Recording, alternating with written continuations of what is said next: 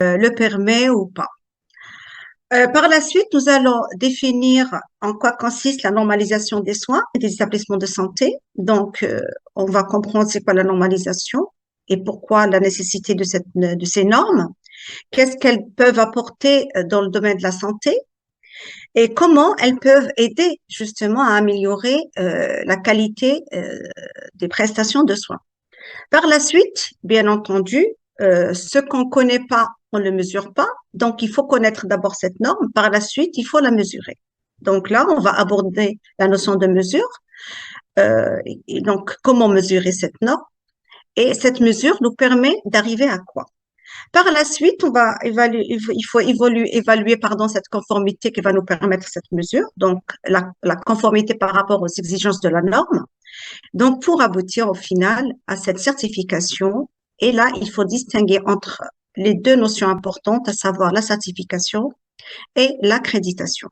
Par la suite, bien entendu, cette stratégie, si on peut dire, cette politique qualité va être mise en œuvre au sein des établissements de santé et on connaît tous les obstacles, mais là, je vais essayer d'identifier avec vous, si vous voulez, un certain nombre d'obstacles de mise en œuvre de cette norme pour lesquels, bien entendu, il faut réfléchir pour apporter des solutions pour qu'ils soient d'abord des préalables à la bonne mise en œuvre de cette norme.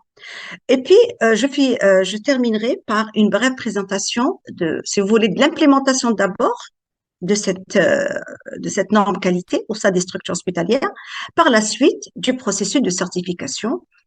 Et je vais expliquer pourquoi cette certification et quels sont ses avantages. Est-ce qu'elle a un caractère obligatoire ou plutôt volontaire? Voilà un peu comment va se dérouler ce cours. J'ai l'habitude toujours de donner des citations par rapport à tous mes cours. Donc là, j'ai donné ces citations, pardon, qui fait la norme détient le marché. Donc à partir de là, on peut comprendre que la norme, c'est beaucoup plus vendre un produit. Donc on s'accapare ainsi, puisqu'on exige nos normes. C'est à nous, par la suite, d'élaborer des normes et de les imposer sur un marché. Et puis, rien n'existe avant d'être mesuré. Ça veut dire que cette norme-là, elle doit permettre la mesure pour pouvoir dire qu'on répond aux exigences ou on répond aux normes. En tous les cas, mettons en tête tous que avec nous tous, ou sans nous, les normes sont là. Il y a des normes de production des produits, des dispositifs médicaux, il y a des normes par rapport aux médicaments, ce qu'on appelle les produits hospitaliers, l'immobilier, normalisé. Même le comportement et les pratiques médicales sont normalisés, mais via des guides de bonnes pratiques beaucoup plus. On verra pourquoi. Question principale qu'il faudrait se poser pour le domaine de la santé. La première question qui m'est venue à la tête est la suivante. Quels sont les principaux enjeux concernant les soins de santé? Pourquoi on s'intéresse à ces soins de santé? Là, c'est vraiment stratégique et ça rentre dans le cadre global imposé par l'Organisation mondiale de la santé. Je vais expliquer ça par la suite. En quoi les normes ISO peuvent-elles les aider? Comment elles peuvent améliorer et aider les soins de santé? Et puis, quels sont les changements auxquels on peut, ou les améliorations auxquelles on peut s'attendre? Voilà donc les questions qu'il faudra noter. Par la suite, on essaiera ensemble de leur trouver une solution une fois ce cours terminé. Je vais planter le décor à travers, euh, si vous voulez, un aperçu sur la complexité du système de santé. Malgré qu'on s'intéresse aux établissements de santé qui sont, bien entendu, le terrain sur lequel se déploie toute politique de santé, ceci dit, elle dépend d'un cadre global. Un cadre global qui est là pour assurer la bonne gouvernance, le bon pilotage de cette qualité, politique qualité, qui va être mise en œuvre au niveau pratique, au niveau des structures hospitalières. Euh, le système de santé dans sa globalité, c'est des processus nombreux, hein, et en partie non standardisables et à évolution rapide. Cela veut dire quoi? Nous avons des processus d'approvisionnement, nous avons des processus de prise en charge du patient, nous avons des processus thérapeutiques, nous avons des processus comptables, nous avons des processus financiers, tous les processus.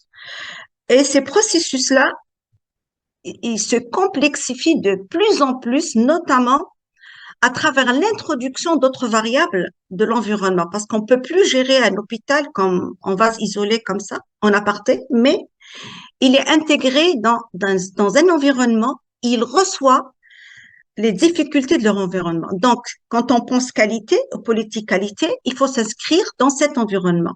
Je m'explique. Si, par exemple, dans la politique qualité, nous voulons éradiquer ou éviter certaines, par exemple, infections. On reçoit des malades, on reçoit les parents des malades, on reçoit les gardes malades. Est-ce qu'eux aussi, ils doivent répondre à cette qualité? Donc, par exemple, la gestion des déchets aussi. Donc, c'est un élément aussi dans le cas de la politique qualité. Si, par exemple, dans la politique qualité, nous voulons éradiquer ou éviter certaines, par exemple, infections. On reçoit des malades, on reçoit les parents des malades, on reçoit les gardes malades. Est-ce qu'eux aussi, ils doivent répondre à cette qualité? Donc, par exemple, la gestion des déchets aussi. Donc, c'est un élément aussi dans le cas de la politique qualité. Impacter l'environnement, interne ou externe, ça rentre aussi vous voyez, donc ça s'inscrit dans un cadre global. D'où cette approche systémique. Ceci dit, on ne peut pas agir sur une variable ou un élément en omettant l'autre. Il faudrait que tous les processus internes, et notamment ceux de l'environnement, et notamment ceux de la gouvernance, marchent des mêmes pas. Sinon, il n'y aura pas des résultats probants en pratique. L'environnement interne ou externe, ça rentre aussi vous voyez, donc ça s'inscrit dans un cadre global. D'où cette approche systémique. Ceci dit, on ne peut pas agir sur une variable ou un élément en omettant l'autre. Il faudrait que tous les processus internes, et notamment ceux de l'environnement, et notamment ceux de la gouvernance, marchent des mêmes pas. Sinon, il n'y aura pas des résultats probants en pratique.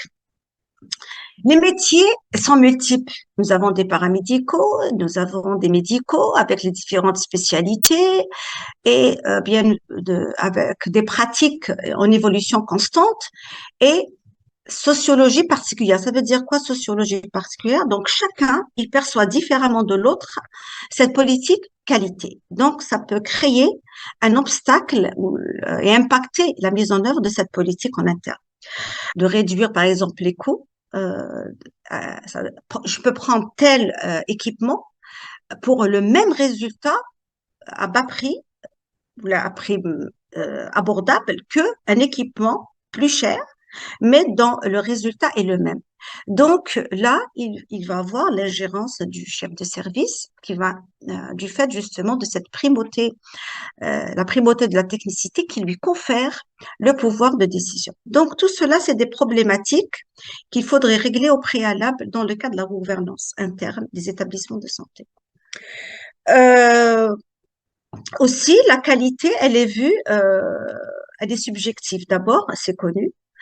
Et plus particulièrement au sein des structures hospitalières, vous avez la qualité perçue par le patient, elle est différente de la qualité perçue par le médical, elle est différente de la qualité perçue par le paramédical, elle est différente de la qualité perçue par les administratifs, etc. De pas entraver, pas encourager, elle va plutôt ralentir cette mise en œuvre de la politique qualité. C'est le fait euh, des problématiques de la non-qualité qui sont pas visuelles. Ça n'apparaît pas comme ça à l'une, je m'explique.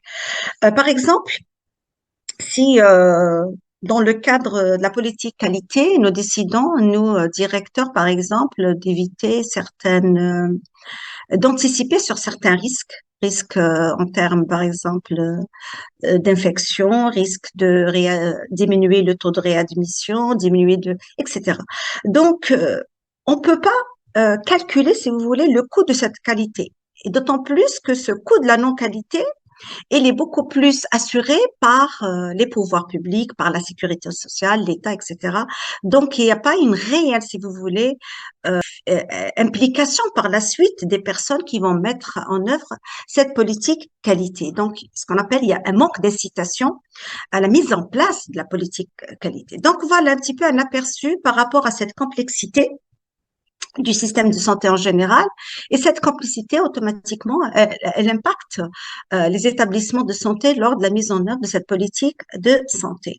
Donc voilà, si vous voulez, le schéma tel qu'il est prôné par l'Organisation mondiale de la santé. Donc nous avons les éléments constitutifs du système en général et bien entendu les objectifs du système de santé, c'est permettre l'accès, la couverture, la qualité et la sécurité des patients. Et vous avez, dans le cadre de la mise en œuvre des normes qualité, il faudrait agir sur les prestations de services de soins, il faudrait agir sur le personnel de la santé, il faudrait agir sur les systèmes d'information sanitaire, il faudrait agir sur tout ce qui est technologie et les aspects des médicaments, il faudrait agir sur le système de financement et il faudrait agir sur la direction et la gouvernance aussi du système. C'est ce que je dis il y a un instant. Donc, je ne peux pas agir sur un aspect en omettant un autre du fait de cette approche systémique de la gestion hospitalière. Juste un petit rappel que vous avez vu avec ma camarade hier, pardon, en ce qui concerne le management de la qualité, parce que je vais m'inscrire dans la même démarche.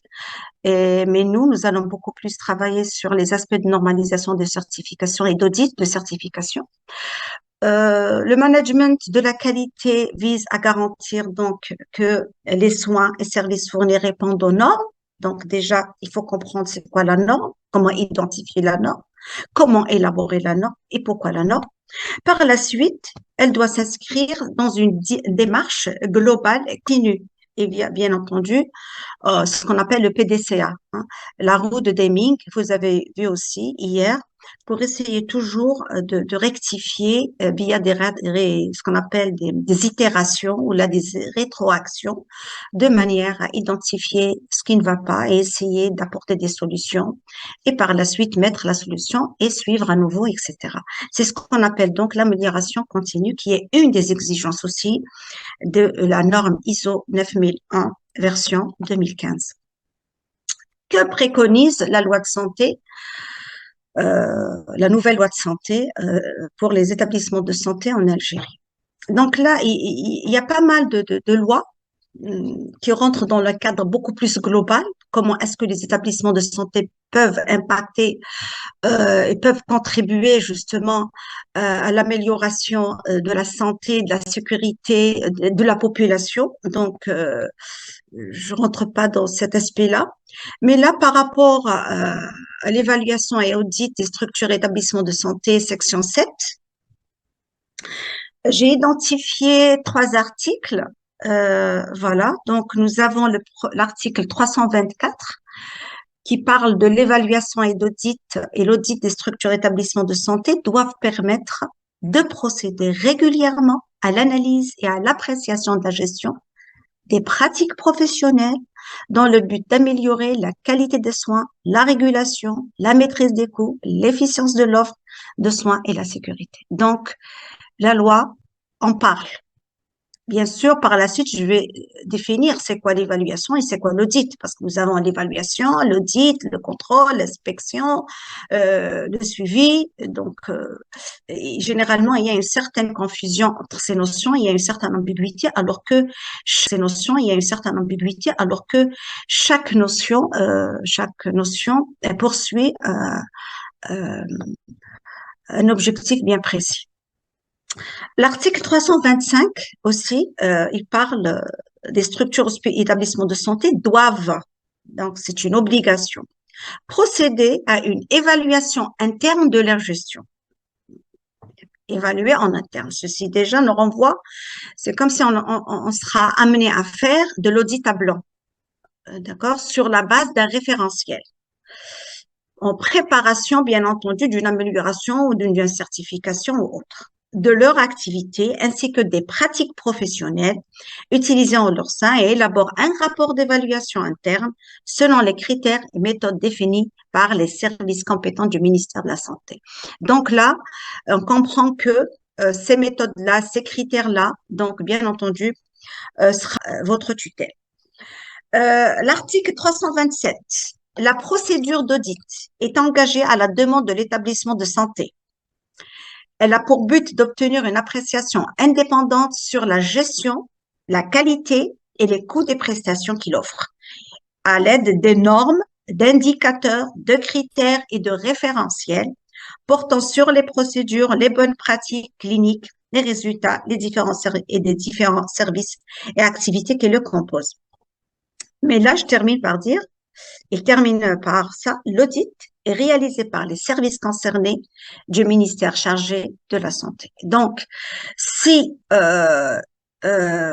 que normalement, la démarche d'audit et de certification, elle est volontaire, à part pour certains établissements ou certaines organisations, telles que les organisations de santé, des exigences de santé et de sécurité, il peut y avoir un caractère obligatoire. Donc, c'est une culture qu'il faudrait instaurer dès maintenant, car tout retard sera préjudiciable au système de santé dans sa globalité. Par rapport à l'article 256, lui, il stipule qu'un contrôle de qualité des laboratoires est assuré par les services compétents du ministère de la Santé conforme aux procédures et normes en la matière. Donc, on peut aussi ce qu'on appelle auditer, c'est ce que se passe dans les laboratoires d'analyse, dans la pharmacie de l'hôpital. Tout ça, c'est des processus internes aux établissements de santé. Bien entendu, chaque processus, il a ses normes spécifiques. Quand je parle, par exemple, de plateau technique, il a ses normes. Quand on parle de laboratoire, il a ses normes. Quand on parle des médicaments, ils ont leurs normes. Même ce qu'on appelle des locaux qui abritent ces médicaments, tout est normalisé. Donc, il faut prendre conscience de ces différents normes pour qu'on puisse les mettre en œuvre et d'autant plus que il y aura des contrôles, il y aura des audits qui seront effectués, bien entendu, par le ministère de tutelle qui a lui-même proposé cette formation. Donc, on avait tout à l'heure parlé de la qualité et la perception qui est différente d'un acteur à l'autre. Et là, on va voir la qualité du point de vue des médecins et des soignants, du point de vue des patients et du point de vue de son entourage. Et j'aimerais bien par la suite avoir le point de vue des administratifs qui vont mettre en œuvre via leur gouvernance interne cette politique de santé. Mais toutefois, il faut essayer de converger ces perceptions dans le sens d'améliorer la prestation de soins dans sa globalité. Pour les médecins et les soignants, il faut avoir des traitements efficaces et sécurisants, délivrés au bon moment. Ça veut dire améliorer donc, quand je dis délivrer au bon moment, ça veut dire améliorer les processus logistiques, le processus soignant de dispensation aux patients. Voyez, une équipe bien organisée, c'est l'organisation de la structure de partage des rôles et des responsabilités dans une équipe. Donc ça aussi, c'est normalisé. Les équipements et informations nécessaires pour prendre en charge le patient, le temps de s'occuper du patient. Pour le patient, c'est être soigné, se sentir bien, être écouté, être dans un endroit réconfortant et sécurisant, pardon. Pour son entourage aussi, il est aussi un acteur, c'est être écouté, être informé et surtout faire confiance dans les établissements qui dispensent de soins de santé. Pourquoi les normes en santé? Pourquoi les normes? Tout simplement, on a vu que les normes représentent un gage de qualité pour la clientèle. Ok? Donc, il peut y avoir plusieurs perspectives par rapport au point de vue des différents acteurs qui vont participer à la mise en œuvre de cette politique qualité. Donc, nous avons la perspective clinique, donc de par les professionnels de la santé et des paramédicaux, celle du patient, eh ben oui, parce que le patient est un acteur de la qualité, donc il faut améliorer son expérience patient au sein des structures hospitalières, et puis aussi celle de l'organisation et de l'administration. Et là, nous avons des normes.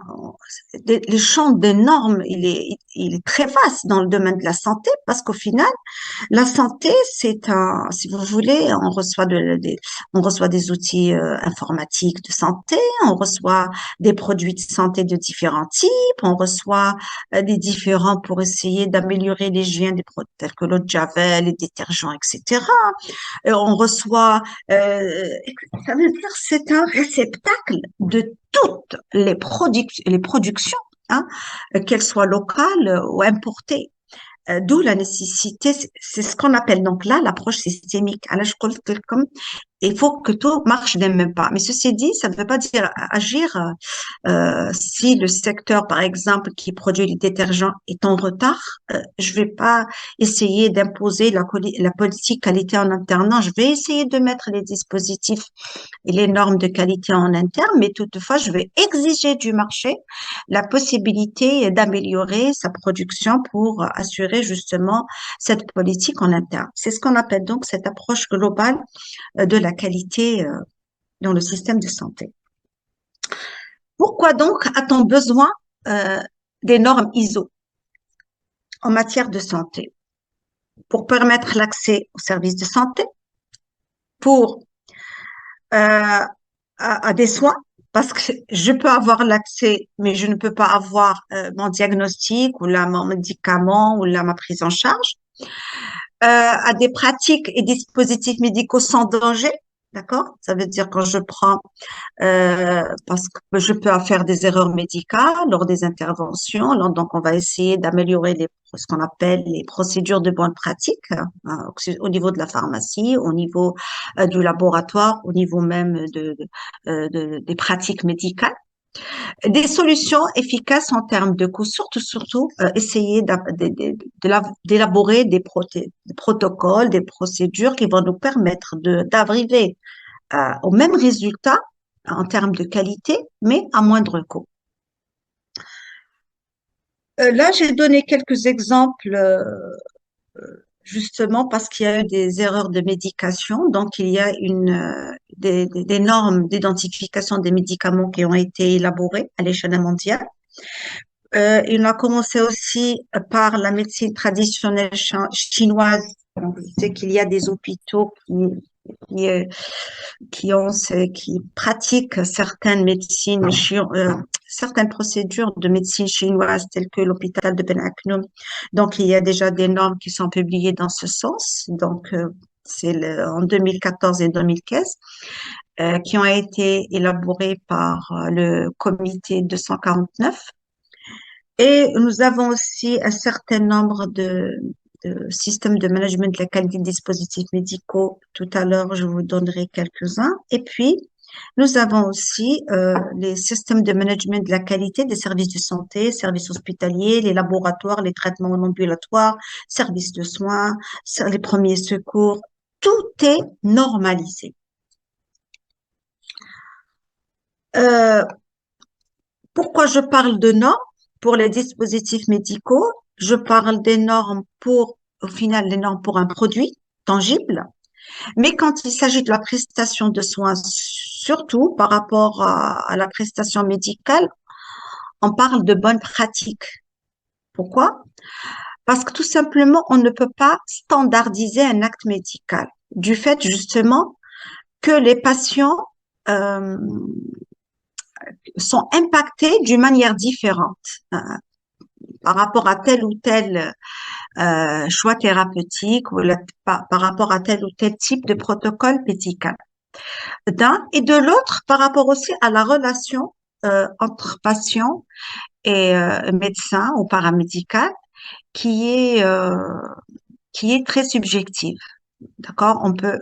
Il y a certains patients pour lesquels on est plus à l'aise, il y a d'autres, on est réticent, etc. Donc, c'est pas très standardisable, donc on peut pas mettre des normes, mais à la rigueur, on peut ajuster, on peut améliorer cette prise en charge via justement ce qu'on appelle les guides de bonne pratique, qui doit être élaboré avec l'ensemble des professionnels qui pratiquent la même discipline. Donc voilà les normes relatives au système de management de la santé.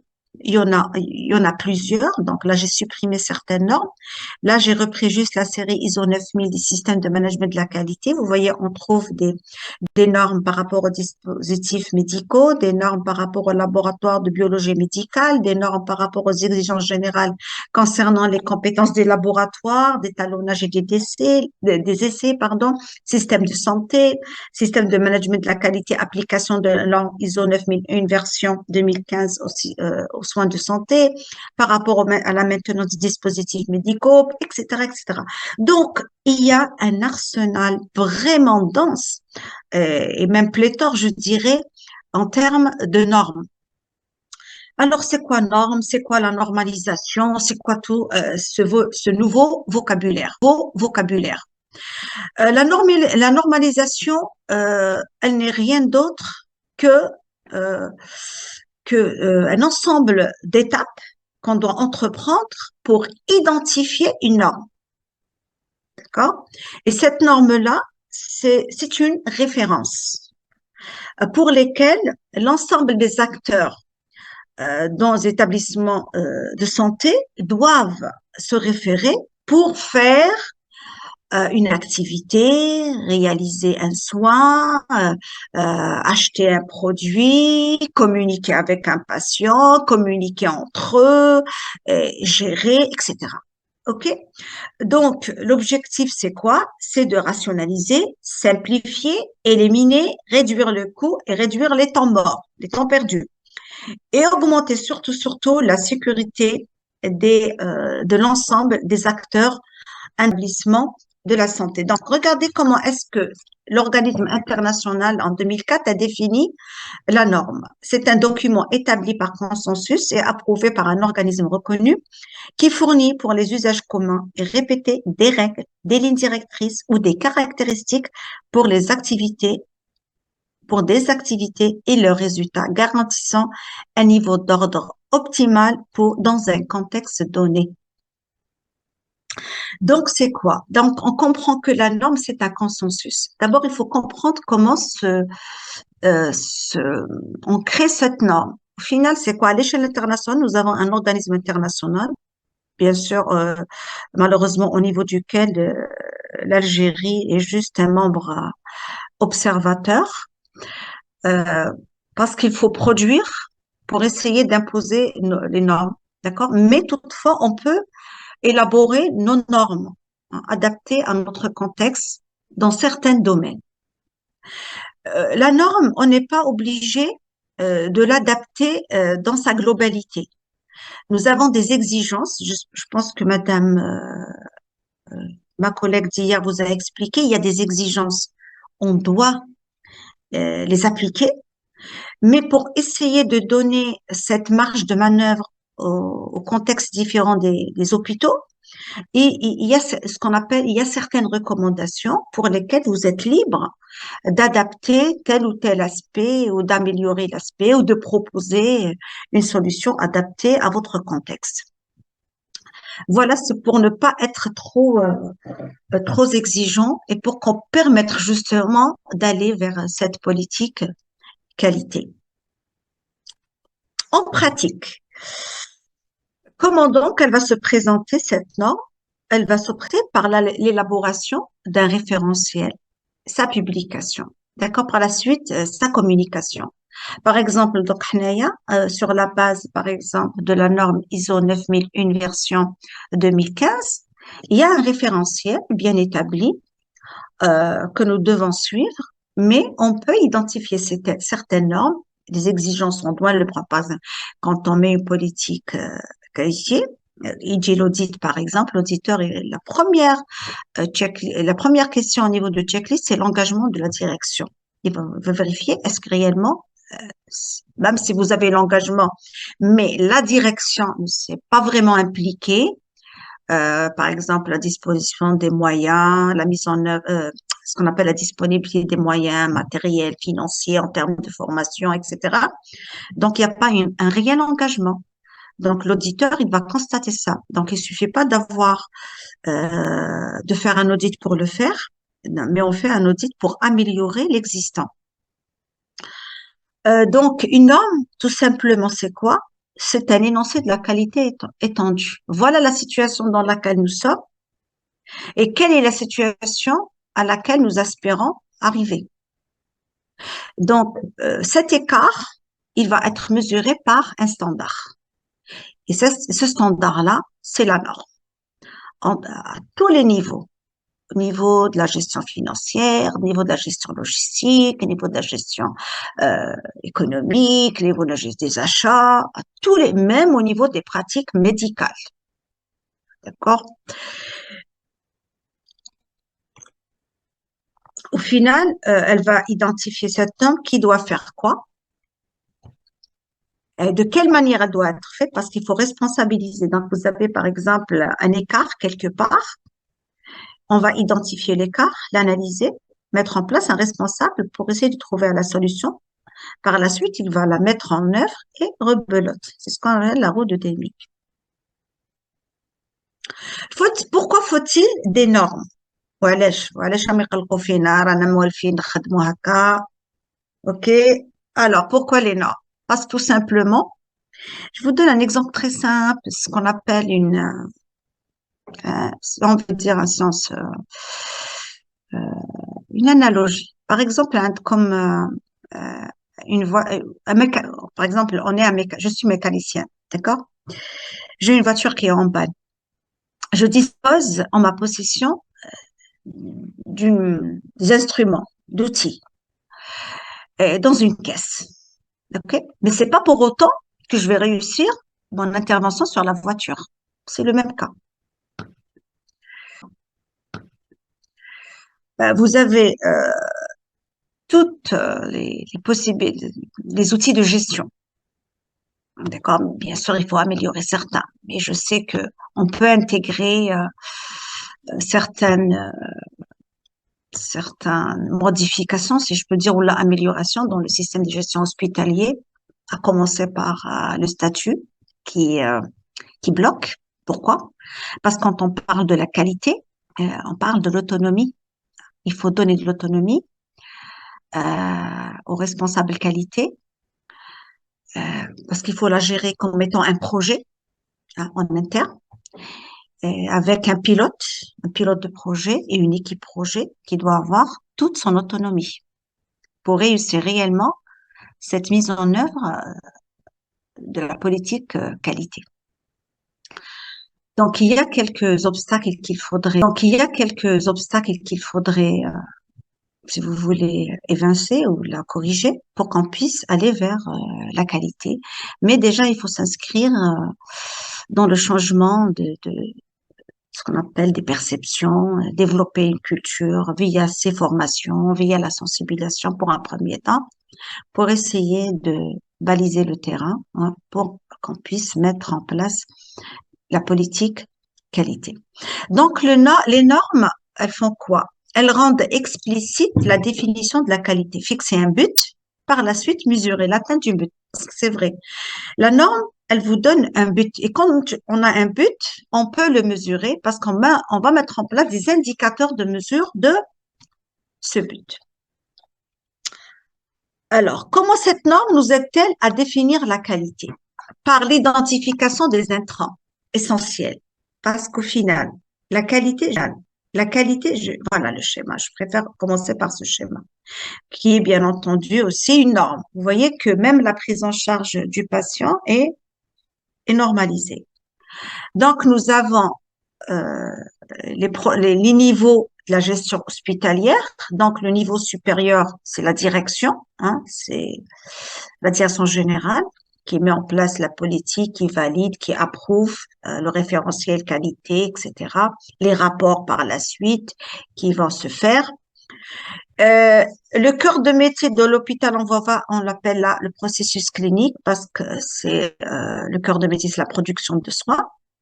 Et nous avons les ressources, toute la logistique, la ressource humaine, les ressources financières, la formation, les ressources, la gestion des ressources humaines, etc. Tout ça, c'est des fonctions support qui aident ou là qui consolident le bon déroulé.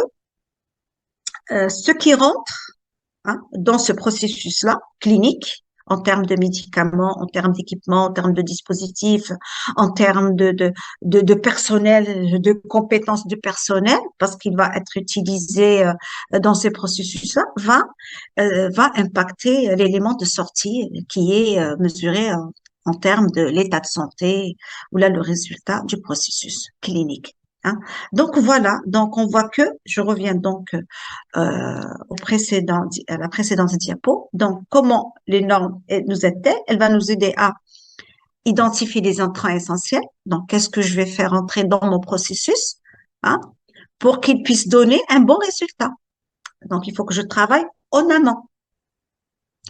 Par l'identification des processus nécessaires, vous avez vu hier avec ma collègue l'approche processus qui est un des concepts clés du management de la qualité, version 2015. Donc, il faut identifier les différents processus et élaborer la carte processus de chaque fonction qui se fait au sein des structures hospitalières et par la description des intrants. Donc, qu'est-ce qu'on attend comme résultat. Voilà, donc c'est la norme qui nous le dit. Ce n'est ni moi, ni vous, mais c'est des exigences de, de la qualité. Donc voilà, j'en ai déjà parlé. C'est quoi la mesure de la qualité? Donc vous avez l'état actuel et voilà l'état espéré ou l'état attendu. Donc nous allons nous avons cette différence en trait vert là, qui représente l'écart entre la performance réelle et la performance attendue, qui va être justement mesurée en mettant en place des indicateurs de mesure. Par exemple, diminuer les infections nosocomiales pendant l'année 2025, par exemple, de 10%. C'est un indicateur de mesure pour essayer de se rapprocher d'un standard normalisé. Donc voilà pour ce qui est de la mesure de la qualité. Pourquoi donc le but de la mesure de la qualité? C'est pour déterminer que l'organisation a atteint les standards établis, hein, sur lesquels même on s'est entendu dans le référentiel qualité, identifier les problèmes pour atteindre les standards, pourquoi nous n'avons pas pu atteindre nos standards, donc mesurer l'écart, et cet écart-là, on va essayer de lui trouver une solution, de l'améliorer. Et puis, surtout, déterminer si ces améliorations demeurent en place une fois que l'organisation les a effectuées dans ses intrants et processus, parce qu'il faut toujours s'inscrire dans la durabilité. OK? C'est ce qu'on appelle le PDCA, l'amélioration continue. Il faut toujours vérifier. C'est pour ça, même si nous avons pu être, je vais sortir un petit peu du cadre des structures hospitalières, toute organisation qui est certifiée bonne ISO 9001, de manière régulière, euh, euh, par des audits réguliers, et des évaluations régulières, pour essayer de pérenniser ce processus de certification, cette certification. Sinon, elle peut lui être ôtée. On peut retirer cette certification si toutefois, après avoir fait un deuxième audit, il s'est avéré que le processus n'est pas inscrit dans la durée. Donc, la conformité au final, c'est quoi? C'est de démontrer que un produit, de médicament en l'occurrence, par exemple, l'alcool, le processus, tous les processus, bien sûr, il faut identifier processus de recrutement des compétences, processus de communication, processus d'élaboration des plans, des processus de prise en charge du patient, tous les processus Tous les systèmes, euh, toutes les personnes sont respectées. Ça veut dire il y a des exigences que nous allons mettre au niveau d'un référentiel qui vont devenir des standards et c'est une référence par la suite pour que nous puissions mettre en œuvre cette certification.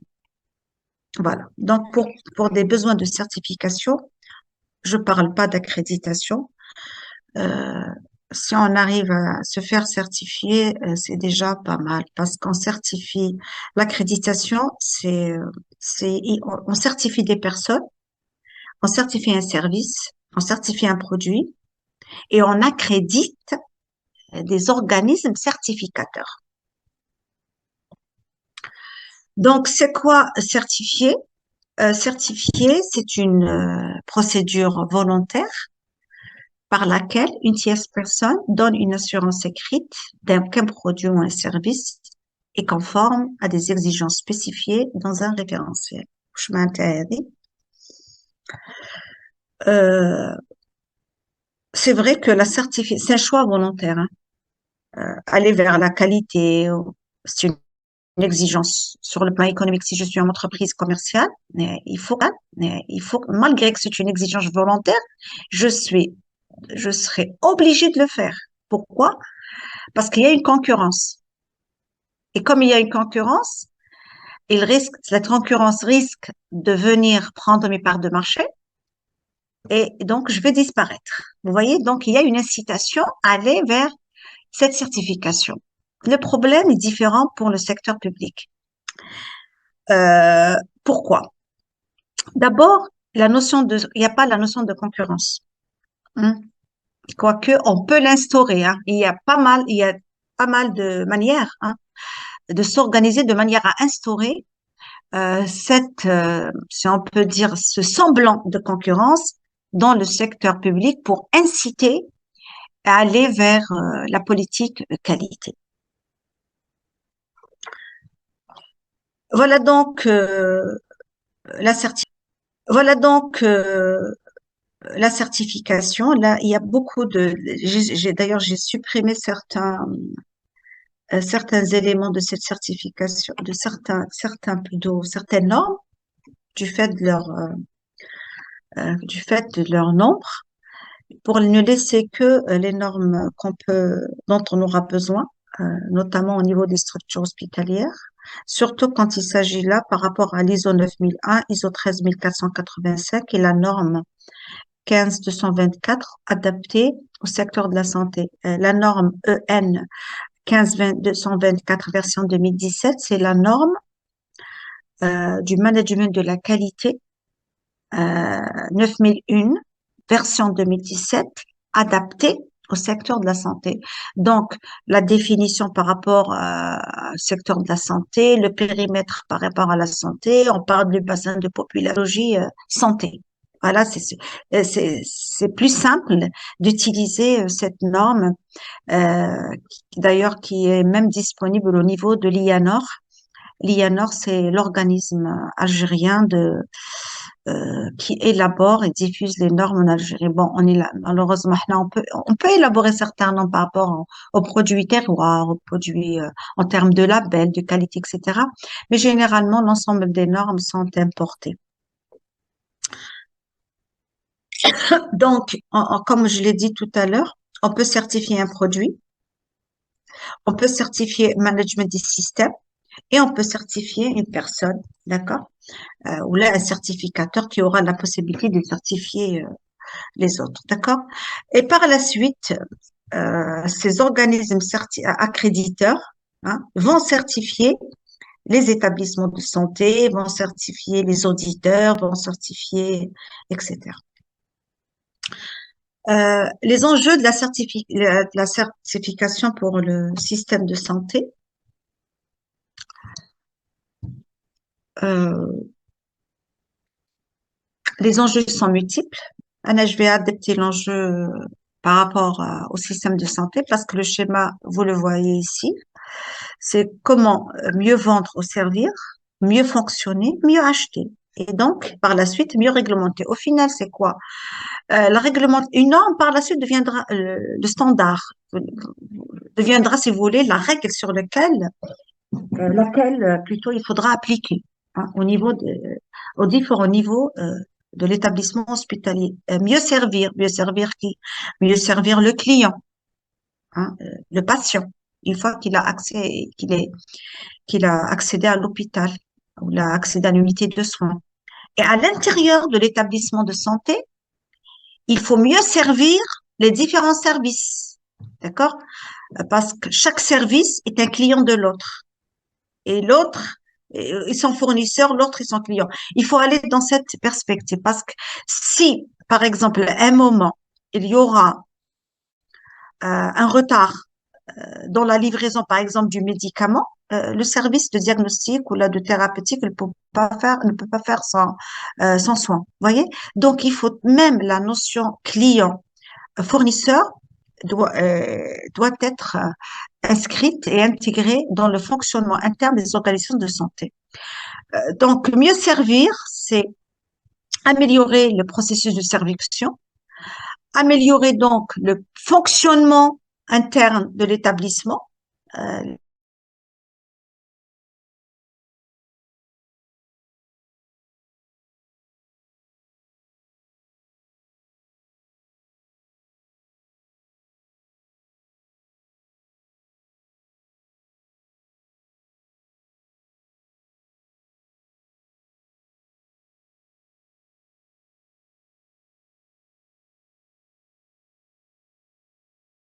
termes de prise en charge, un certain nombre, par exemple, de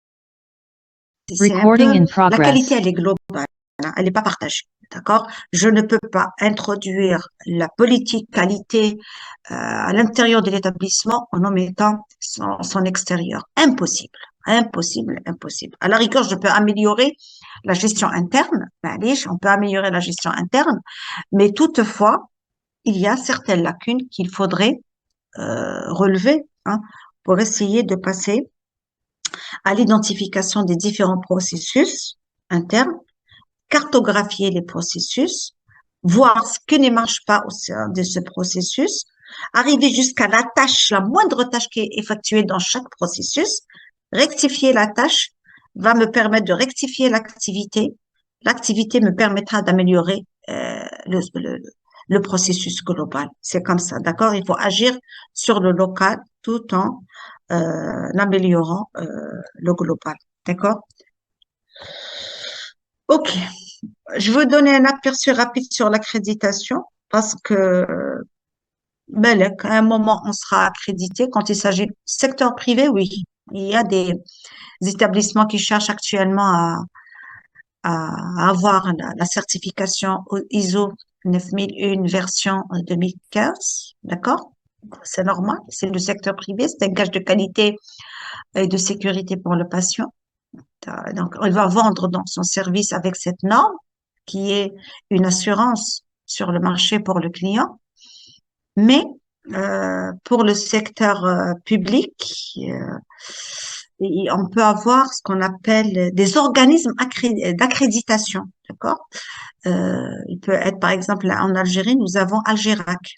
Algérac, qui peut accréditer, pardon, des laboratoires, qui peut accréditer des organismes certificateurs qui vont nous certifier par la suite et accréditer les organismes d'inspection qui vont venir par la suite nous inspecter et nous livrer donc un certificat de conformité. Donc, vous voyez, donc nous avons le référentiel, adopté enfin en annonçant cette certification qui est livrée par des organismes certificateurs. Ces organismes certificateurs vont nous livrer à nous des certificats de conformité, mais eux, ils doivent être accrédités par des organismes d'accréditation. Donc, en Algérie, il y a un seul organisme, c'est Algérac, mais à ma connaissance actuellement, il y a des organismes d'accréditation privés qui occupent le marché, plus particulièrement en ce qui concerne les produits de consommation,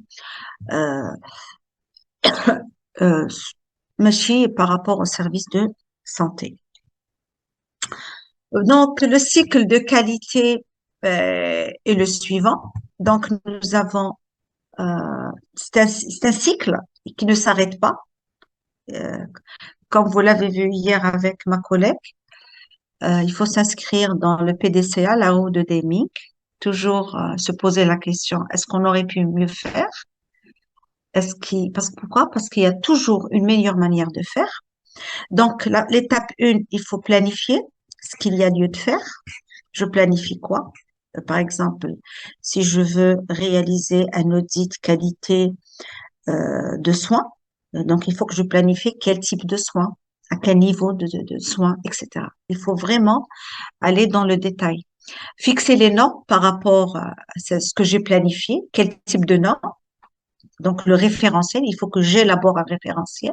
Sur les bases de quoi? Sur les bases pour nous du secteur de la santé, de l'organisation, les normes de l'Organisation mondiale de la santé, sur les normes de la réglementation telle qu'elle est établie, sur les normes notamment des référentiels ISO, hein, 9001 ou autres.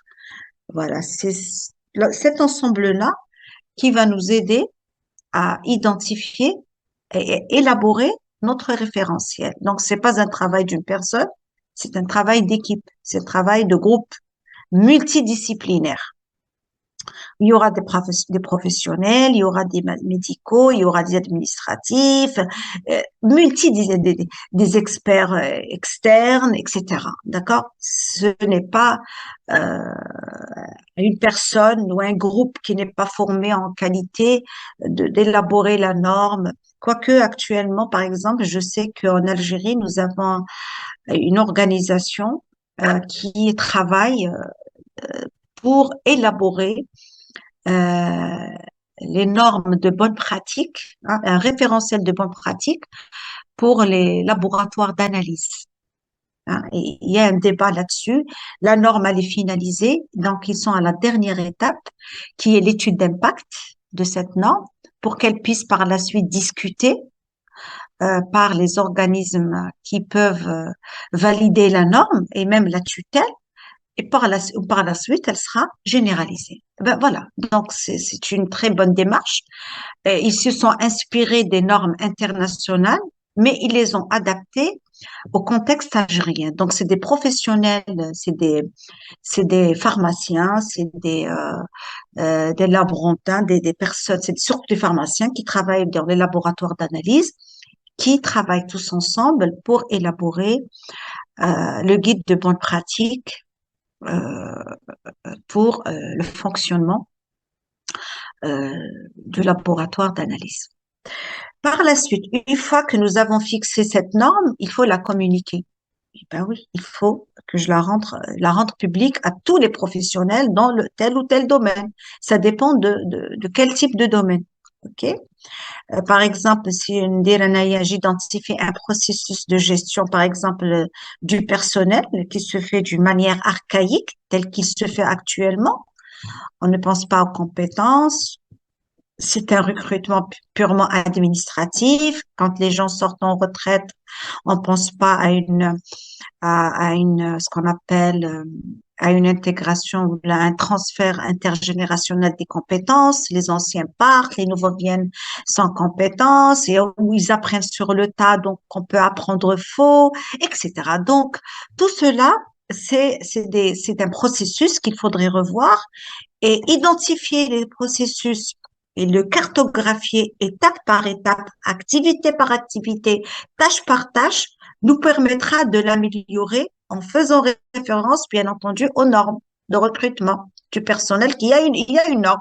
D'accord? On ne peut pas sortir de la norme. Si on sort de la norme, c'est qu'on est hors norme. Par la suite, une fois qu'on communique cette norme, il faut la mettre en œuvre et la suivre. OK? Comment la mettre en œuvre cette norme? Il faut ce qu'on appelle la déployer, d'accord? Une fois que je la déploie, je la suis. Est-ce qu'elle est mise en œuvre convenablement? Quelles sont les lacunes de la mise en œuvre? Pourquoi? Parce que la suite, je dois faire ce qu'on appelle un rapport de suivi, d'accord? Et qui sera transmis par la suite à ceux qui ont validé le référentiel. On peut ben là, réviser le référentiel et dans l'autre main. Monsieur Coran, d'accord? On peut revoir certains aspects parce que j'ai dit il y a des exigences qu'il faudrait appliquer, mais il y a aussi des recommandations où nous avons cette liberté d'action et cette liberté de s'adapter au contexte particulier de chaque établissement de santé. Et une fois qu'il est mis en œuvre, donc, il faut le suivre pour identifier les problèmes de sa mise en œuvre, des problèmes d'incompréhension, des problèmes, par exemple, il y a un obstacle quelque part par rapport à ça. Ben, là, qu'un manque de formation. Hein. Les gens ne sont pas bien formés pour essayer de s'approprier cette norme, pour qu'ils puissent l'adopter, parce qu'il faut d'abord s'approprier, la comprendre, se l'approprier, l'accepter, on va la mettre en œuvre. Hein, d'accord?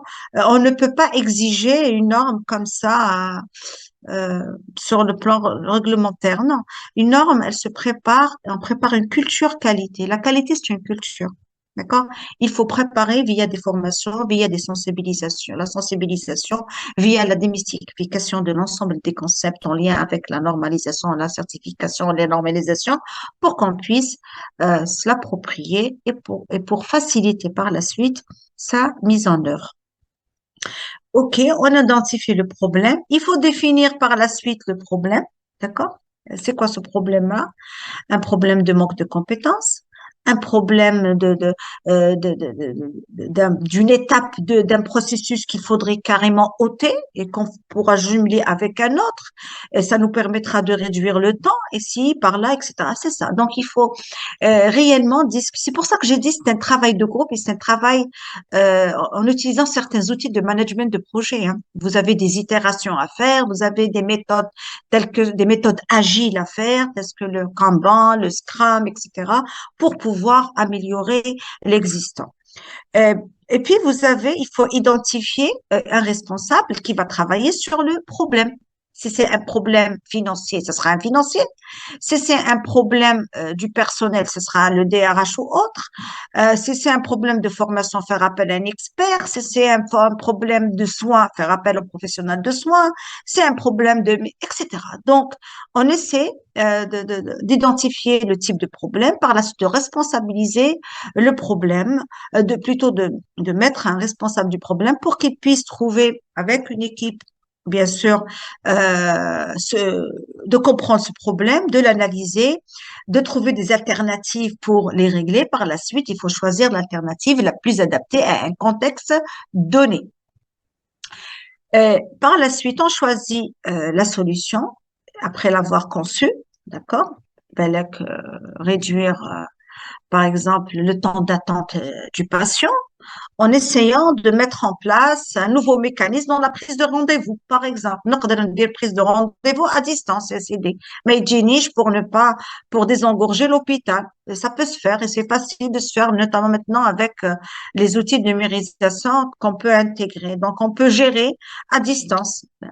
Il y a des choses qu'on peut gérer à distance, ça va nous permettre en interne de réduire les coûts. Alors, par exemple, les je prends un jeton et il attend. Ça revient au même, d'accord? Donc, on peut améliorer ce processus dans le cadre de la politique de qualité si j'envisage, par exemple, réduire le temps d'attente du patient parce que je cherche la qualité et le bien-être du patient. D'accord? Parce que j'ai dit que la qualité, elle globale, elle englobe tout cela, pas que le soin. Non, pas que le soin. Le soin, certes, il est important, mais en termes de qualité, déjà, on ne peut pas juger de l'efficacité thérapeutique, ça nous dépasse. D'accord?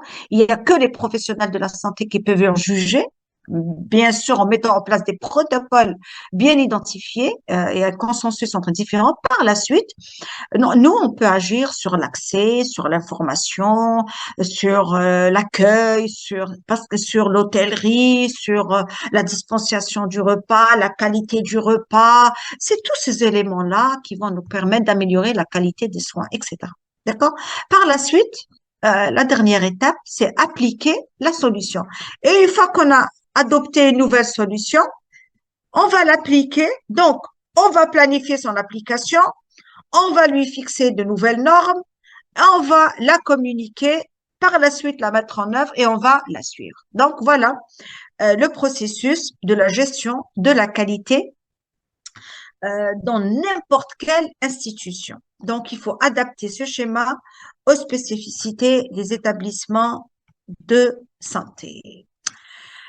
Quand nous avons reçu, moi et ma collègue, la fiche technique de formation, donc on avait, donc là, ils veulent bien que les participants à la formation comprennent tout ce vocabulaire, la norme, la normalisation, la certification, l'accréditation, la norme ISO 9001, ses exigences, c'est quoi le processus, les principes, l'orientation client veut dire quoi, l'approche processus veut dire quoi, etc. Donc, ce que vous avez hier avec mon collègue, ce que vous avez vu aujourd'hui avec moi, quoique j'estime qu'un cours interactif est beaucoup mieux, d'accord?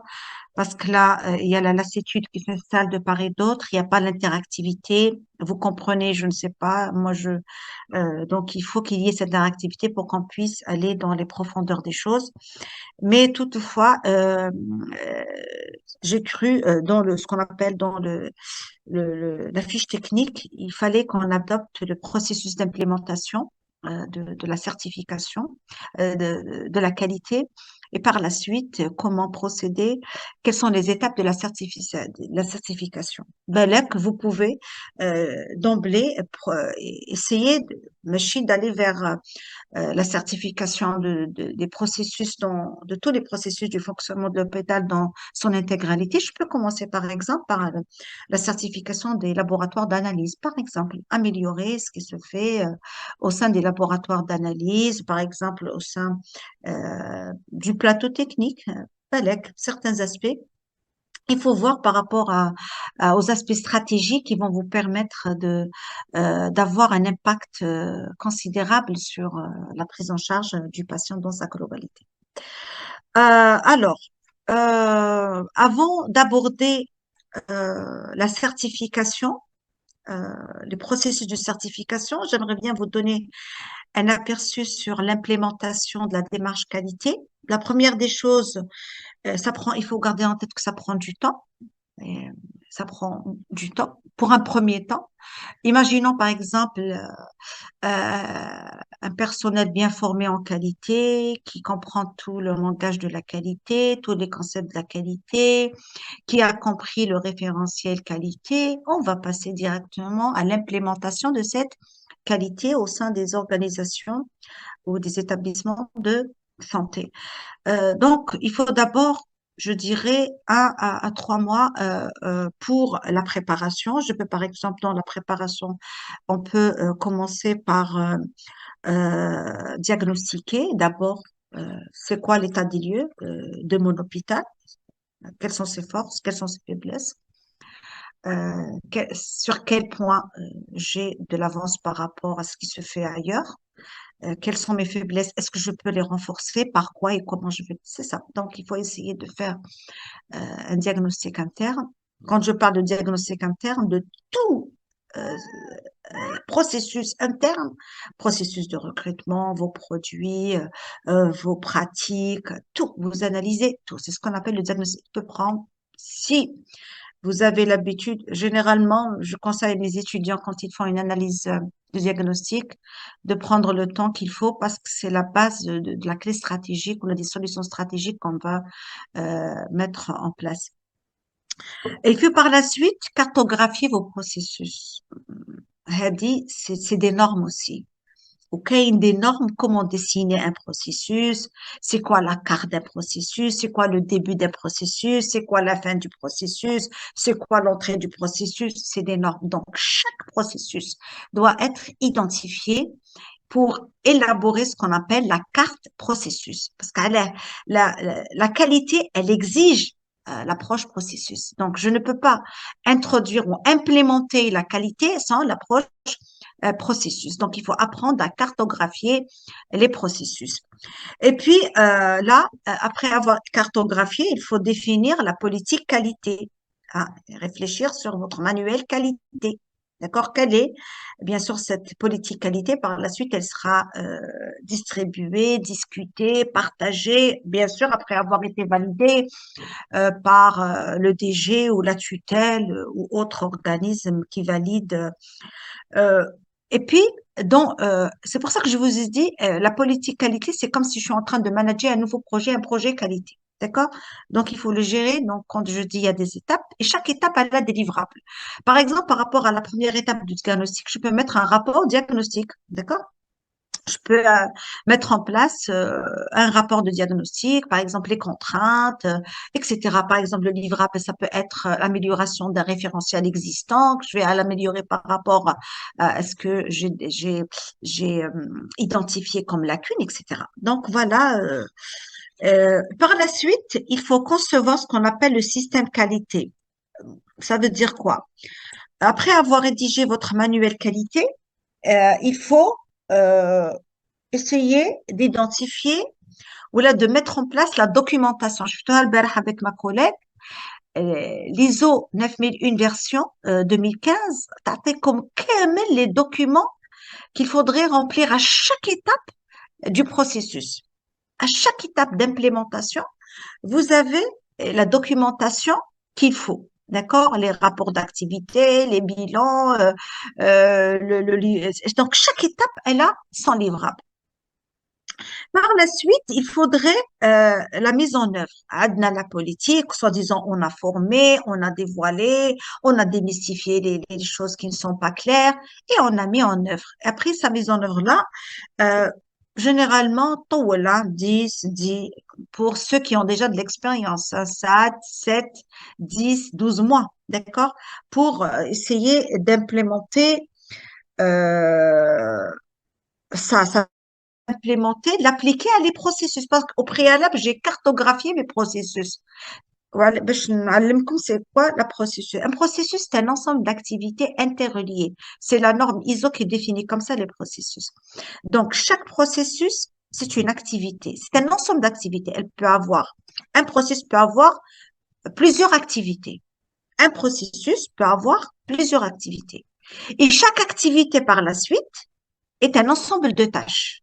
Donc, imaginez un processus qui a par exemple 3 activités et chaque activité a plusieurs tâches.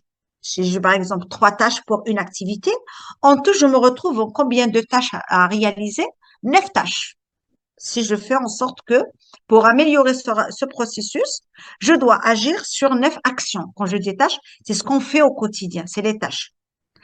Pourquoi je dis la tâche? Parce qu'au final, le problème se pose au niveau des tâches. C'est à la base que ce problème se pose. D'accord? Donc, quand j'améliore ce que je fais au quotidien, mon action, chaque acteur, quand il améliore ce qu'il fait en action, donc j'améliore la tâche, l'ensemble des tâches. Quand j'identifie des lacunes au niveau de ces tâches-là me permettront d'améliorer l'activité global, recrutement, approvisionnement, gestion des financières, ça dépend. Par la suite, ça va me permettre d'améliorer mon processus. C'est ça, l'approche processus. D'accord? Inch'Allah, fahmت. Je sais que c'est pas évident en ligne, mais معلش. Par la suite, il faut que je mette en œuvre mon processus. Donc, en mettant en place, bien entendu, les indicateurs de mesure, puisqu'un des, ce qu'on appelle le plan qualité, TAI, d'accord, la politique qualité, un des le référentiel, j'implémente. Et une fois que j'implémente au niveau des différents processus déjà identifiés dans la carte processus que vous avez élaborée, vous allez procéder au suivi, au contrôle. Est-ce que ça se fait réellement? Est-ce que ça s'applique réellement? Est-ce qu'il y a des lacunes? Et là, bien sûr, vous avez des livrables, audit, ce qu'on appelle les tableaux de bord de suivi pour calculer les écarts. Il faut par la suite procéder à des évaluations internes, ce qu'on appelle des audits internes de conformité, pour essayer d'améliorer ce qui se fait et ainsi, pour s'inscrire aussi dans ce qu'on appelle l'amélioration continue. Et une fois que vous avez fait votre audit interne, vous avez implémenté, vous avez suivi toutes ces étapes, vous avez élaboré votre audit interne sur la base d'un référentiel préalablement validé par la tutelle ou par la direction de l'administration hospitalière. Là, vous pouvez faire appel à un organisme certificateur externe. D'accord? Là, je peux faire appel à l'organisme externe. Bien entendu, comme normalement la certification, c'est une démarche volontaire dans les entreprises commerciales, mais quand il s'agit d'organisation de soins pour des raisons de santé ou de sécurité, là, on peut l'imposer. Donc, voilà comment se déroule le processus d'implémentation après avoir élaboré notre référentiel et mis en place notre politique qualité, notre manuel qualité. Voilà. Donc, voilà le schéma par rapport à la préparation à la certification. Donc, vous avez décidé d'une politique de management de qualité dont une stratégie d'avoir une certification. Euh, c'est bien. Là, il y a une idée qui me vient, oui, je peux certifier par exemple un laboratoire d'analyse et hein, pour faciliter les partenariats, pour faciliter par exemple les échanges, pour faciliter, oui, ça peut se faire. Bon, définir et mettre en place les structures, ça veut dire les projets de certification appropriés. Donc, je dois d'abord former l'ensemble des personnes, même la direction, elle doit participer à cette formation pour comprendre le déroulement de ce projet qualité et surtout veiller à sa mise en œuvre. Euh, mettre le système à niveau, donc en essayant de ce qu'on appelle de corriger les lacunes, d'implémenter le nouveau système, parce qu'il faut corriger les lacunes. C'est ce que j'ai dit à un moment. Si, par exemple, parce que dans le projet qualité, il faut donner de l'autonomie. Hein, il faut donner de l'autonomie, il faut inciter, il faut motiver. Donc, il y a des lacunes qui bloquent le fonctionnement de la mise en œuvre de cette politique qualité en interne. Donc là, j'essaie de mettre en œuvre le système existant pour essayer de le rapprocher des standards pour que je puisse mettre en œuvre le nouveau système qualité, par exemple, qui est, qui est élaboré dans le manuel qualité. Par la suite, je dois vérifier l'application de ce système en le suivant, en évaluant d'une manière quotidienne via des rapports d'activité, via des tableaux de bord de suivi, via la revue des processus, etc. Et par la suite, euh, je demande le processus de certification et enfin, je communique le résultat de cette certification. Je la communique à la tutelle, je la communique à la direction, je la communique aux patients, je la communique, je l'affiche au niveau de la direction pour tout le monde puisse prendre connaissance que votre organisme est certifié ou là, vous êtes en train d'aller vers l'implémentation de la démarche qualité pour un premier temps. Voilà, donc là, j'ai identifié un certain nombre, j'espère que vous n'êtes pas trop fatigué. Allez, je vais essayer de consacrer 15-10 minutes ou une demi-heure aux questions-réponses. Mais avant cela, il faut mettre en exergue, si on veut, les obstacles à la mise en œuvre de la norme ISO 9001 dans les établissements de santé. Mais ça, c'est des exemples aussi qui ont été identifiés d'une manière générale, pratiquement dans toutes les organisations qui ont voulu implémenter cette norme au sein de leur organisation, au sein de leur fonctionnement. La première des choses, c'est gérer le changement. Ah, c'est gérer les cultures. D'accord? Parce qu'à l'air, c'est pas évident de changer les comportements. On a l'habitude de faire comme ça, donc c'est ainsi et pas autrement. D'accord? Donc, changer la culture des différents acteurs de l'établissement de santé, ça demande du temps. Il y a des préalables à ça, des préalables qui vont durer dans le temps. Donc, il faut sensibiliser, il faut former tout le monde, hein, mais je sais pas que les gestionnaires. former les médecins, former les paramédicaux, former les responsables, former les agents d'accueil, former les gardiens, former les femmes de ménage. On parle de la qualité. La qualité, elle est globale. Et tout le monde est concerné par cette qualité et par l'implémentation de cette politique qualité dans les établissements de santé. Et il faut aussi, il faut vérifier aussi, surtout que la norme ne sera pas vue comme un simple certificat. Et en effet, parce que ce qui se passe, même dans les entreprises commerciales certifiées, c'est l'effet de mode, hein. On veut assurer, dans le cas de la concurrence, le gage de qualité pour garder notre place sur un marché. Et de ce fait, on paye pour acheter au final la certification sans pour autant implémenter réellement la qualité. Donc là aussi, c'est problématique, d'où la nécessité de changer de culture. L'engagement du management, eh bien oui, la direction générale ou la tutelle, elle doit réellement s'engager. Il faut sentir son implication, il faut sentir son engagement. OK? Cet engagement, il doit être palpable. Il doit être palpable via pas mal d'instruments, via pas mal ce qu'on appelle de palliation à certains obstacles. Il faut pas être trop conformiste, d'accord? Pour un début.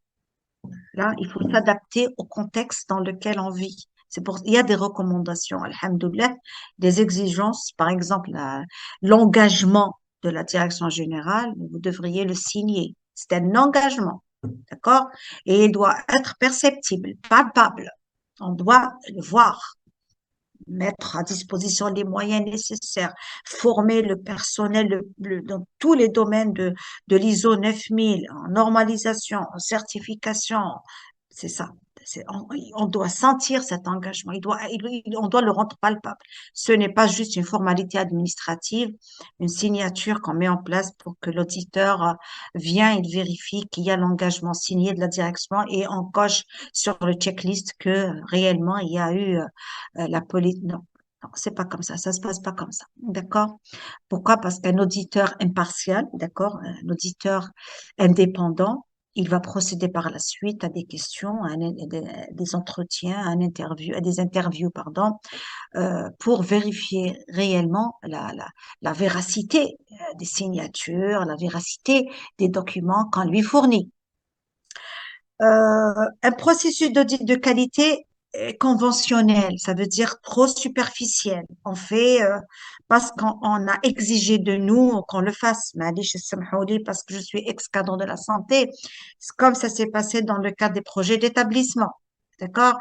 Il y a eu la nécessité d'élaborer un projet d'établissement, mais il se trouve que euh, j'ai eu la chance, l'occasion de voir des projets d'établissement, comment ils ont été élaborés, comment ils ont été faits. Hum, Désolé, ce n'est pas les normes d'un projet d'établissement, d'accord? On parle de la qualité, il faut normaliser aussi la gestion du projet est un projet d'établissement. Donc, c'est la même chose ici. Donc, s'il y a lieu de faire un projet qualité, il faut pas que ce soit une qualité conventionnelle, superficielle, effet de mode, aller, parce que c'est une exigence internationale pour essayer d'accord? Ça serait très préjudiciable au futur, au secteur de la santé d'une manière générale, au système de soins d'une manière particulière. Et puis, le manque d'incompréhension de l'importance de la mise en œuvre de l'ISO par tous les départements de l'hôpital. En effet, par manque de temps, par réticence au changement, on s'intéresse pas à la mise en œuvre de cette politique qualité. Donc, même quand il y a une formation, euh, on n'y va pas, on se propose pas pour la formation, on est là, on est présent, on est absent, on n'arrive pas à comprendre. Voilà, donc il faut réellement essayer de travailler sur la gestion du changement pour un premier temps. Et cela commence, bien entendu, tout simplement au départ, bien entendu, par le déni, hein, les étapes. Et le déni n'a fait que On a l'habitude de travailler comme ça, le contexte il est ainsi, on ne peut pas faire autrement. Il raconte du n'importe quoi, c'est normal. Par la suite, il faut ce qu'on appelle, à travers cette gestion de changement, de la sensibilisation, de la formation et l'amélioration de certaines lacunes actuelles aussi de fonctionnement des établissements de santé, va nous permettre de changer cette culture pour arriver à la culture qualité. Parce que la qualité avant tout, c'est de la culture. C'est une culture, pardon. Là, c'est quelques obstacles aussi de la mise en œuvre de la norme ISO 9001 telle qu'elle a été constatée, telle qu'ils ont été identifiés dans les organismes même de produits, d'accord? J'ai tiré ça d'un ouvrage de référence qui traite du management de la qualité, d'accord? Et les clés de la réussite de ce management de la qualité. Manque de compréhension de l'importance de la mise en œuvre de tous les départements d'entreprise. C'est juste le management, ça veut dire c'est juste la direction générale qui s'est appropriée, d'accord? Par exemple, la HNAIA, c'est juste la tutelle qui s'intéresse. Ou et encore, elle s'intéresse par rapport beaucoup plus par exemple au laboratoire d'analyse, ou elle s'intéresse aux médicaments pour un premier temps. Vous voyez? Donc, il faut pas que ça soit limité. Il faudrait que tous les départements de, de l'établissement, ils participent, ils comprennent la nécessité d'aller vers la qualité. Euh, L'objectif de certification à très court terme. Il faut pas, voilà, l'effet de mode, nous devons être certifiés, on va avoir des audits du ministère de la Santé. Il faudrait qu'on fasse en sorte qu'on ait notre plan qualité, notre politique qualité, qu'on ait notre journal qualité, qu'on ait notre référentiel, qu'on essaie à court terme. Non, non, ça se passe. Il faut prendre le temps qu'il faut. Il faut prendre le temps qu'il faut. C'est comme d'accord? Il faut prendre le temps qu'il faut pour essayer de changer les comportements, de changer, surtout les comportements, de changer, de modifier, d'améliorer le processus, etc. Euh, il faut pas, Thanit, pour un premier temps, aller dans différents sens. Il faut se focaliser. Limiter le champ qualité TACAM. D'accord? Par exemple, je peux maintenant décider stratégiquement parlant par rapport à l'impact sur la santé, travailler sur l'amélioration, la diminution des infections nosocomiales. هذه هي la politique تاعي العام هذا ولا dans 3-4 ans par exemple. Vous voyez, il faut aller procéder d'une manière évolutive. OK? Il faut s'inscrire par rapport à votre contexte, par rapport à ce que vous voulez faire. Hein, et bien sûr, ça se discute entre les médecins, entre les managers de l'établissement, pour essayer de prioriser les actions à mener en premier lieu. Une fois que ça a donné ses fruits, on passe à autre chose, etc. Donc, il ne faut pas courir dans différents sens en même temps. Caractère obligatoire dans certains secteurs. Par exemple, le Kemahnaya, c'est un caractère, je me considère toujours comme étant ex-cadre de la santé. Kemahnaya, par exemple, les obstacles à la mise en œuvre de la norme ISO 9001, c'est une obligation de la tutelle. Et ça, c'est problématique, hein, parce que ça va à l'encontre des normes de certification qui est une décision volontaire. D'accord? Mais, mais par rapport à l'exigence aux exigences de santé et de sécurité des soins, euh, on peut, on peut sensibiliser dans ce sens. Euh, Tendance à suivre les autres, ce qu'on appelle des rondir, d'accord? Qui m'a projet d'établissement, des rondir, copier-coller et on voit. Non, ça se passe pas comme ça. Malheureusement aussi, dans les entreprises industrielles, c'est ce qui a été identifié. C'est l'effet de mode. Manque de directives nécessaires pour la certification. Mais il n'y a pas réellement ce qu'on appelle des règles à suivre, des procédures à suivre pour certifier. Les personnes ne sont pas formées pour autant, etc. Refus de changer le système existant. parce que c'est une question de chacun. Le train-train quotidien, on s'est habitué, on a des intérêts, chacun de nous a un avantage à laisser la chose telle qu'elle, etc.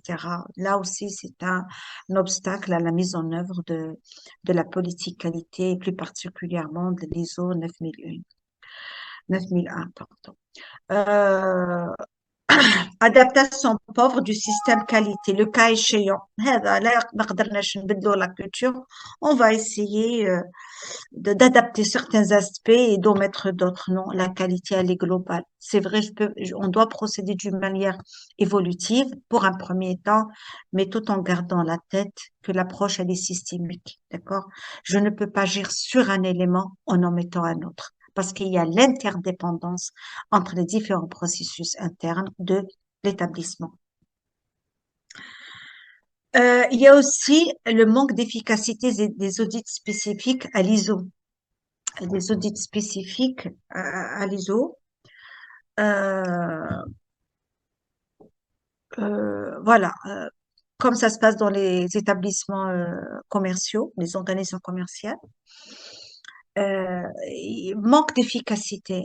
Ça dépend au final de la crédibilité de l'auditeur. On peut trouver un inspecteur crédible, ça dépend, d'accord? Ça, c'est la personne. Donc, d'où la nécessité dans la certification, justement, de choisir son auditeur. C'est pour ça que c'est une démarche volontaire et choisir surtout l'organisme certificateur. Échec assure des procédures bien définies. On peut échouer la mise en œuvre de certaines procédures par incompréhension, par non-adaptation. Donc là, il faut revoir la solution proposée pour proposer une autre plus adaptée. Vision erronée de la norme. Donc, on a une vision erronée de la norme. Donc, pour nous, la norme, elle va nous bloquer, elle va nous retarder. C'est une charge en plus. Ça aussi, c'est problématique. Et surtout la difficulté de comprendre les exigences. C'est pas tout le monde qui comprend les exigences de la norme telle qu'elle soit comprise, d'où la nécessité que chaque exigence doit être explicitée dans ses différentes facettes. Voilà. Il y a aussi des inconvénients à la mise en œuvre, les coûts de mise en œuvre. Eh ben oui, parce qu'il faut corriger pour mettre en œuvre. Donc, il y a les coûts de la maintenance, si on peut dire. Et par la suite, les coûts de sa mise en œuvre, parce qu'il faut former, il faut sensibiliser, il faut inciter, il faut motiver, etc. Elle est considérée comme étant une charge de travail supplémentaire. Donc, j'imagine que dans le cadre actuel du fonctionnement de la gestion des ressources humaines hospitalières, ça va être encore plus difficile parce qu'il n'y a pas cette autonomie et ils sont gérés par la fonction publique qui est très rigide, même en termes d'évolution des carrières, etc., de motivation, etc. Donc, ça va être vraiment problématique. Donc, voilà. Déqualification des métiers et perte d'autonomie au profit du collectif. Il y a certains métiers qui vont disparaître parce que je vous dis, je descends à la tâche. Il y aura des tâches dans le cadre d'un processus qui vont être jumelées pour une meilleure efficacité. Si la norme l'exige, on doit le faire. Donc, là aussi, c'est problématique. Donc, il y aura des conflits qui vont surgir. Donc, perte d'autonomie au profit du collectif. Donc, on va perdre ce que nous avons l'habitude de faire pour essayer d'aller vers une approche plus globale de la qualité. Ça veut dire, c'est l'amélioration qualité de l'ensemble du processus par rapport à ce que je fais. Donc là, je reviens à la culture qu'il faudrait changer. La bureaucratie, on sait très bien que le fonctionnement des établissements hospitaliers sont caractérisés par ce qu'on appelle la bureaucratie professionnelle.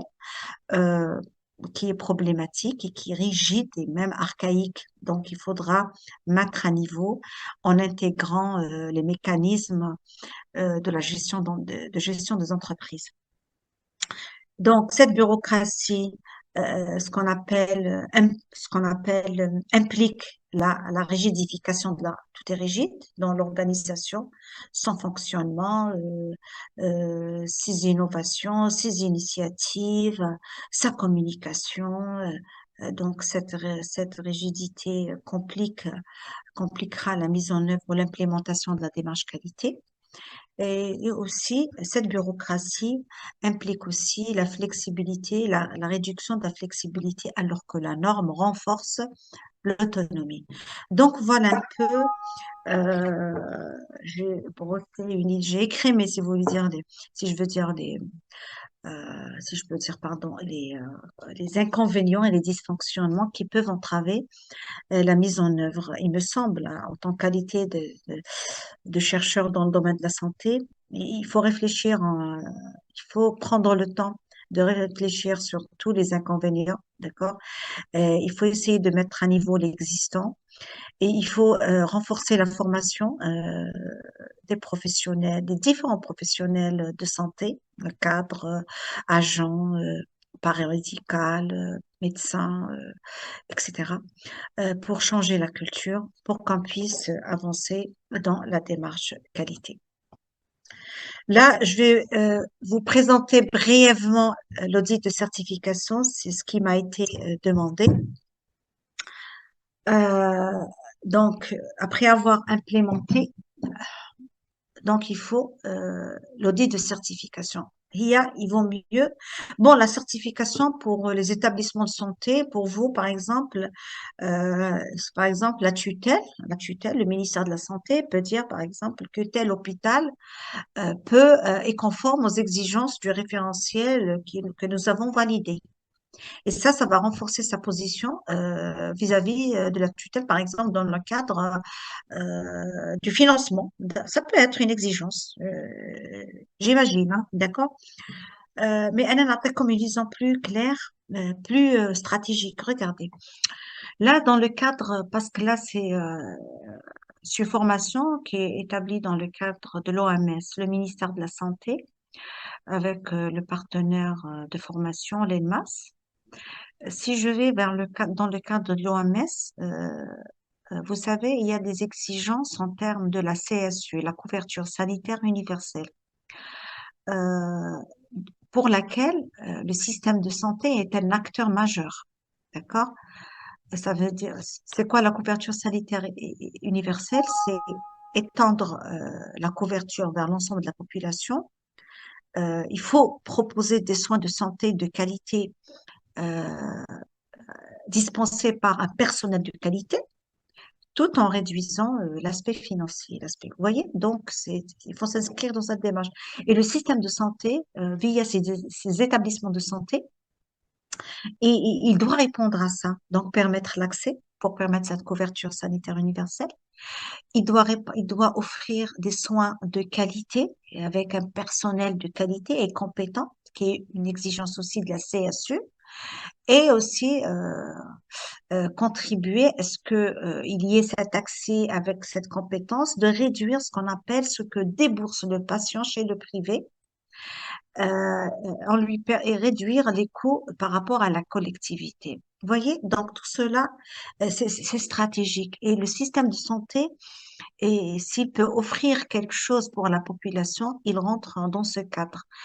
Donc, et l'Algérie, à ma connaissance, a ratifié ce traité-là, c'est un peu de la CSU en 2008, selon mes lectures. Donc, on est obligé d'aller dans ce sens. Et là, euh, la démarche qualité devient une obligation pour les établissements de santé, euh, voilà, publics. Présentation de l'audit de certification. Définition de l'audit.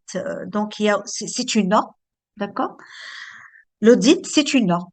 Donc, c'est la norme ISO 8402 qui a défini l'audit comme étant un examen méthodique et indépendant, d'accord, en vue de déterminer si les activités et les résultats relatifs à la qualité satisfont aux dispositions préétablies et si ces dispositions sont mises en œuvre de façon collective, effective et sont aptes à atteindre les objectifs. D'accord? L'OMS, comment a-t-elle défini cette norme? C'est mesure du succès d'une action ou ensemble d'actions par rapport à un objectif. Donc, il y a un objectif, il y a un indicateur de mesure de cet objectif qui peut être un référentiel, d'accord, une norme, d'accord, et je vais mesurer cet objectif. Donc, c'est ça par rapport à l'OMS. Donc, l'audit, c'est quoi? C'est un examen indépendant méthodique. Donc, il y a un processus à suivre étape par étape. On ne peut pas passer les étapes. Il faut respecter l'ensemble des étapes du processus d'audit. Et à chaque étape, il y a des livrables, il y a des documents à remplir, il y a des documents à renseigner de par l'audité et l'auditeur. D'accord? Examen indépendant. Donc, la personne qui va faire l'audit, normalement, c'est un organisme externe qui ne dépend pas de l'hôpital, à part pour l'audit interne, pour lequel on peut faire même appel en cas de souci, en cas d'incompréhension à l'auditeur externe pour nous aider. Il faut aussi, il est relatif à un périmètre, l'audit. Je peux auditer, l'audit, il audite les processus. J'audite les processus, ça veut dire les processus ou là, les tâches qui ont abouti, qui ont permis d'aboutir à ce résultat. C'est ce qu'on audite. C'est le déroulement du processus. D'accord? Donc, il est relatif, il faut identifier le périmètre, c'est ce qui exige aussi la norme, identifier le périmètre. Il peut être global, mais je peux aussi auditer un aspect. Par exemple, je peux choisir l'hygiène hospitalière, je peux choisir d'auditer le laboratoire, je peux choisir d'auditer un processus de gestion. D'accord? Il permet quoi? L'audit permet l'évaluation globale ou spécifique. Je dis évaluer globalement ou la auditer globalement dans l'institution, ou là, s'intéresser à l'évaluation spécifique d'un aspect. Il utilise donc une référence qui est le référentiel. Donc, il a un référentiel d'audit. Hein, c'est des normes aussi. Il a son propre référentiel.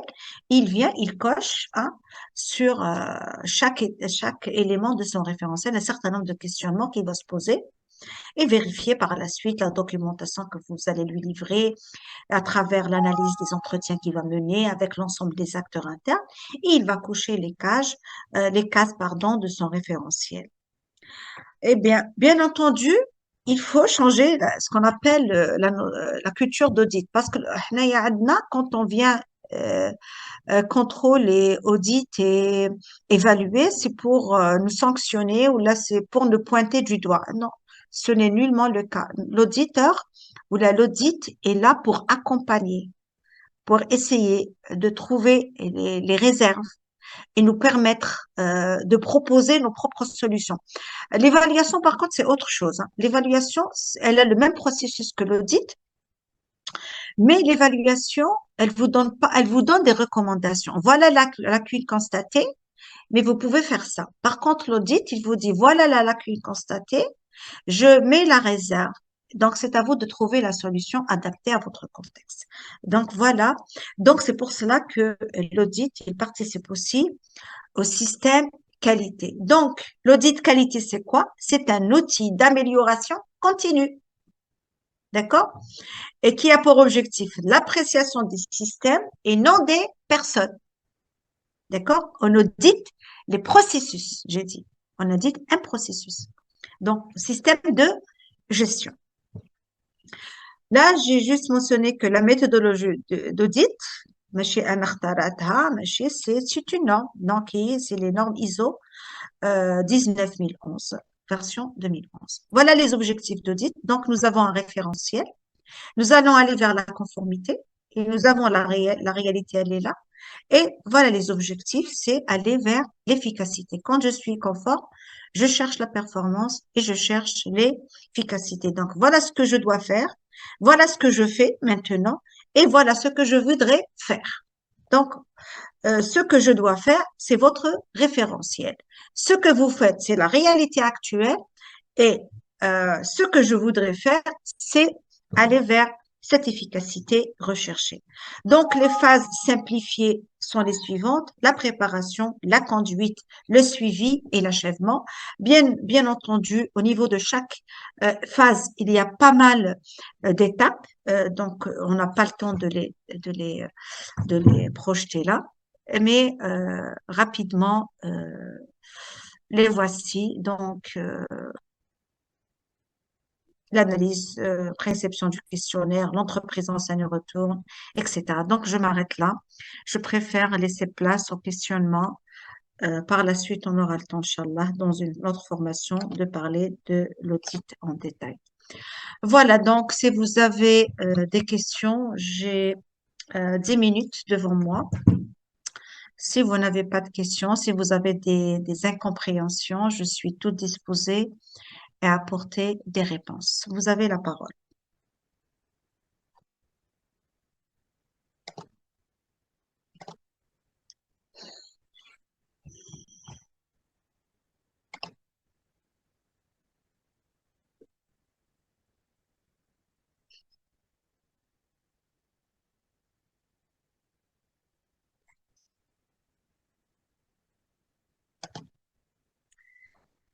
Alors, première question, je suis en train de... Si vous avez des questions, vous pouvez les poser via le chat. Elmas, oui.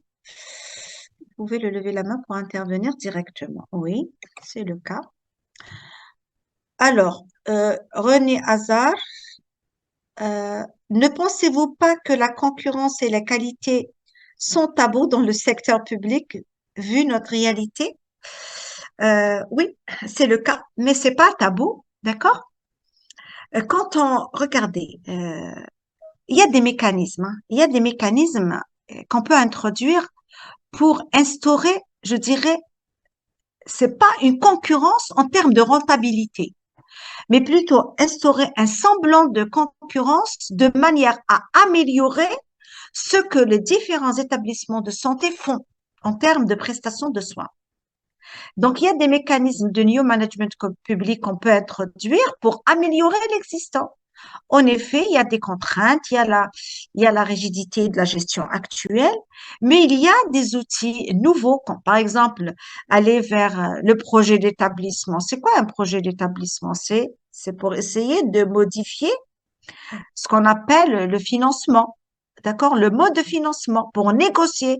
Et pour négocier, je négocie sur la base des objectifs. Et ces objectifs-là, ils doivent être de qualité. Et là, je pourrais apporter un semblant, si je peux dire, de concurrence entre les établissements de santé pour améliorer, bien entendu, l'existant. Cache les questions.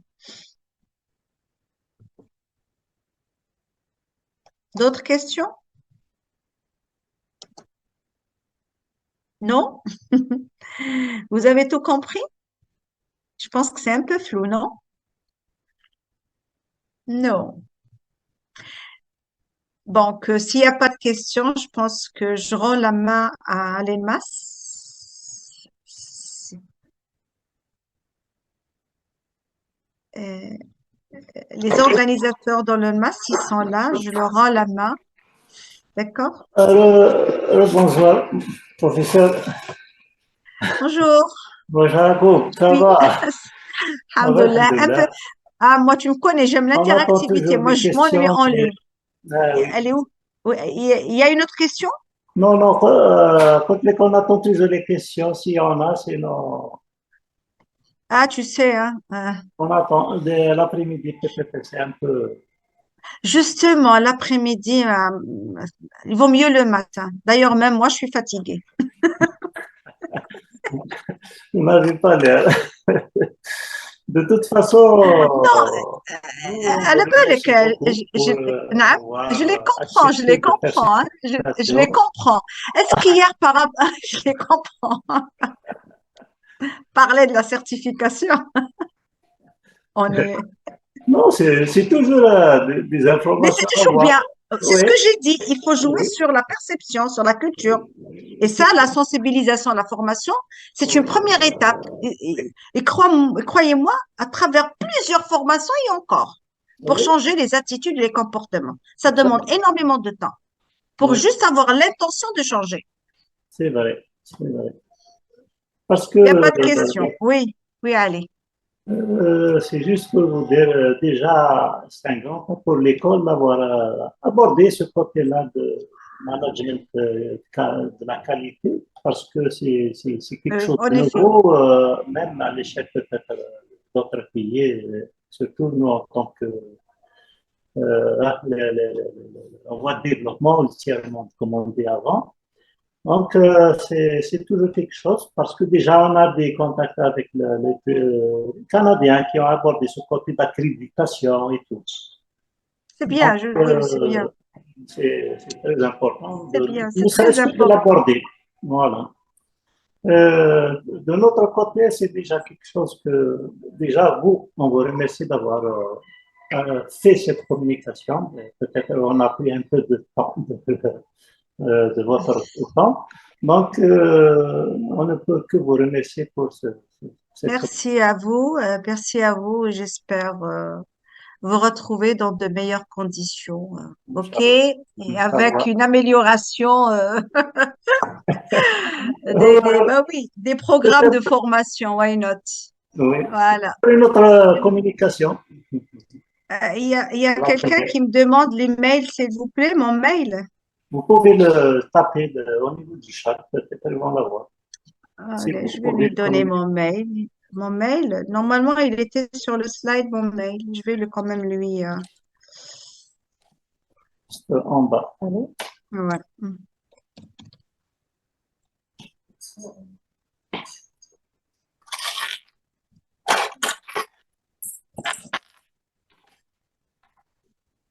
J'ai changé de portable, de PC. Là, c'est pas le mien et